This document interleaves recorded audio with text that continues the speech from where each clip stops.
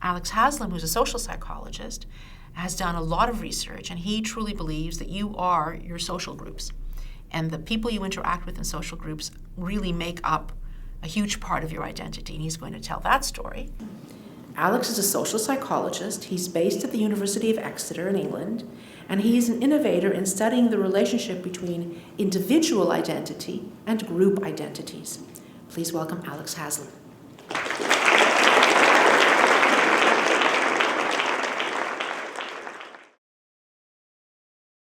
I'm going to make the argument that answering that question is absolutely fundamental. If we want to understand social behavior, that all social behavior is informed by people's sense of self. So, how, if you're a woman and you've got children, how you define yourself as a mother is going to affect how you bring up your children. If you're working in an organization, how you see yourself in that organization is going to affect your behavior in that organization.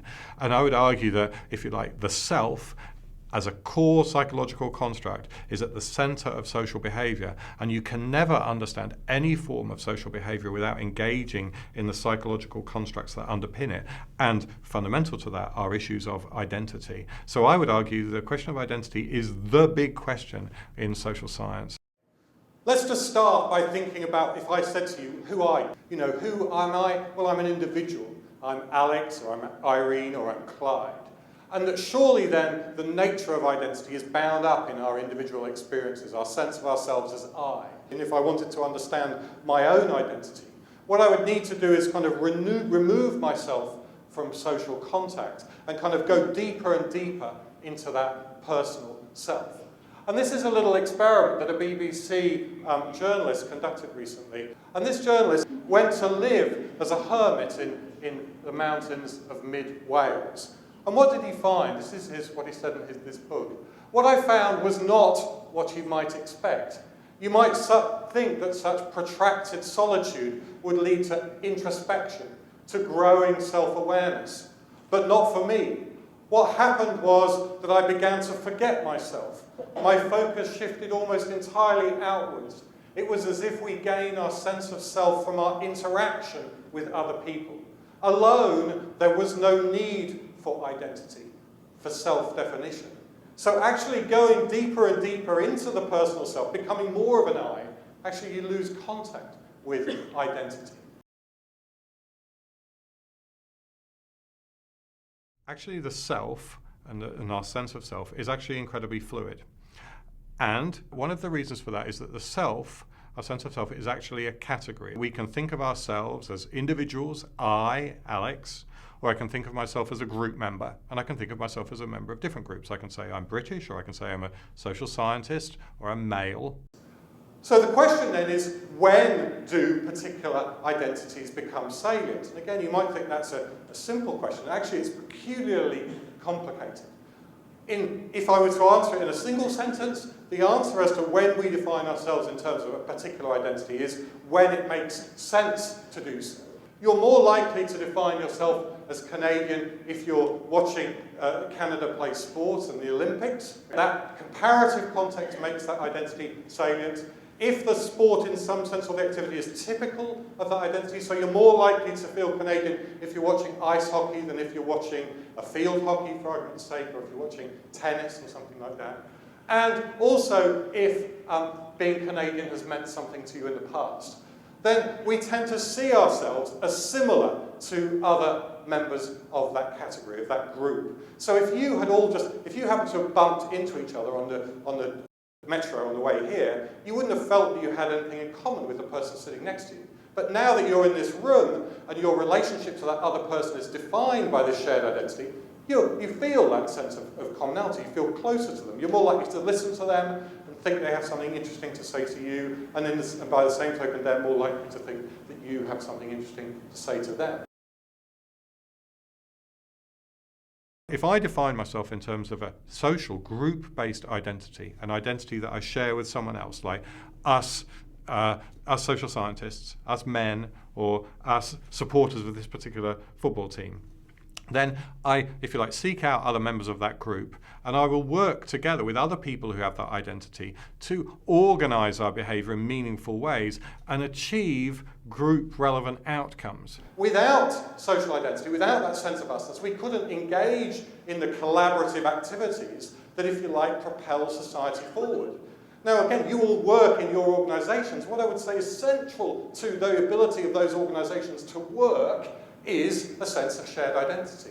And indeed, some other work that we've recently done, a book that I and colleagues have recently published, makes the point that leadership as a process is entirely contingent upon shared identity. And we show that groups that don't have shared identity cannot have the experience of leadership, something fundamental to human society. Is this a matter of life and death? Yes, it is. Social identities make us human, and that they make life worth living. The biggest threat to health that individuals face throughout the lifespan is social isolation. That's the biggest killer that's out there.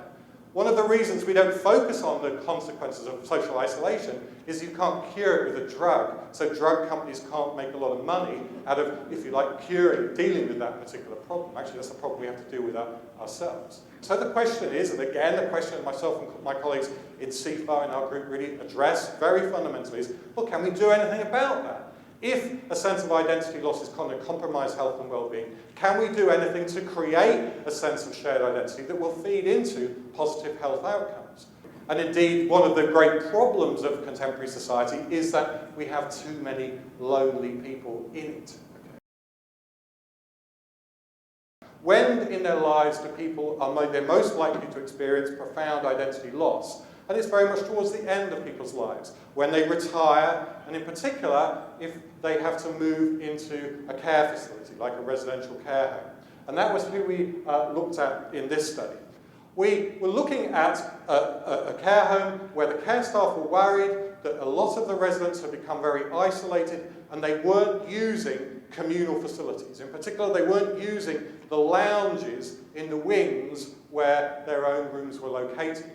So what the staff had suggested was that they had a plan to kind of redecorate the lounges because they become dowdy and so on. And maybe by redecorating and freshening them up, they would enhance make people feel more positive about that, more likely to use those facilities. Now, we had a control condition in a care home where 2 wings had no redecoration whatsoever. There was a kind of a baseline.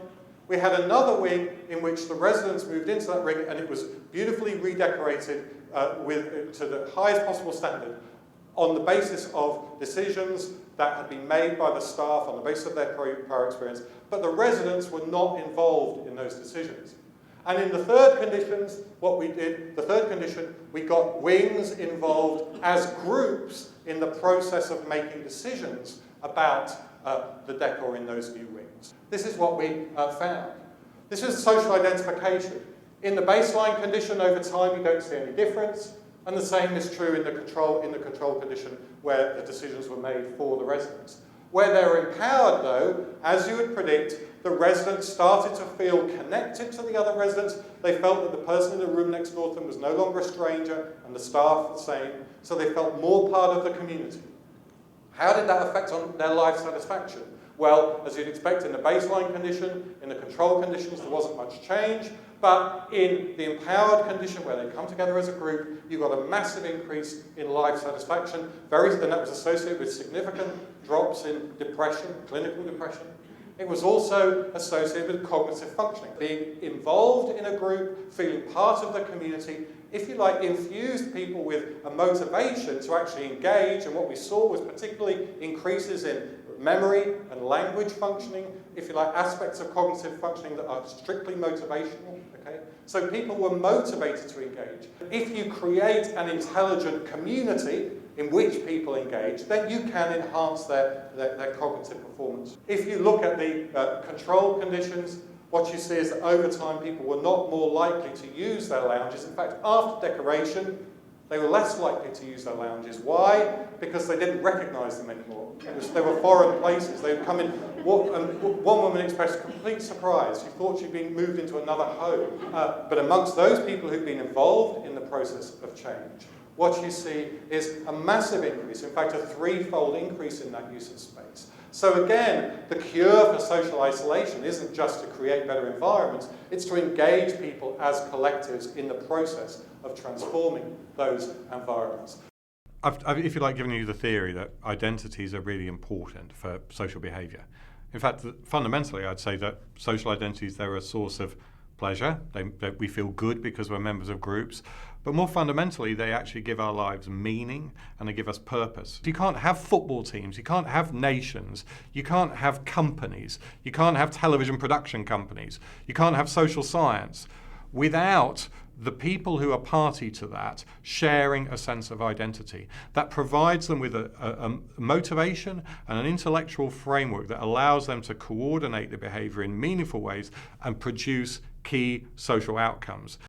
So yes, going back to the point that I started, yes, everyone in this room is unique, but actually we all belong to a constellation of different groups that give us each a different pattern or a different fabric to ourself. But actually our individuality is the most profound expression of our sociality.